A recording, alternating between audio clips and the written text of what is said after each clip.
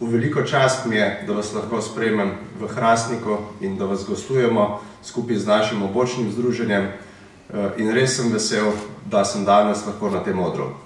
Sam bom zelo kratek, sem bil v časih vojne star 7 let. Nasproti naše hiše so v gospodarskem objektu bili zaprti vojaki JNA. Bil je to eden bolj zgledno vodenih zaporov takrat in kot majhnemu fantu mi je bilo izjemno zanimivo, kaj se dogaja.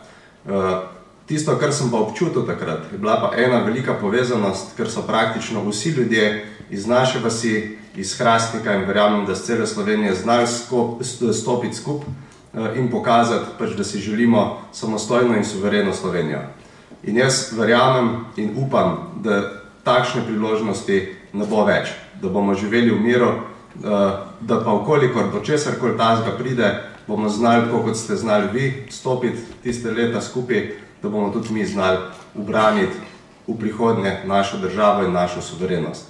Jaz se vam iskreno zahvaljujem za vaš doprinos do tega, kar ste takrat naredili in kar še vedno vsi skupaj dobro in kvalitetno počnete in vam želim vse najboljše ob podobnih prireditvah in iskrena hvala.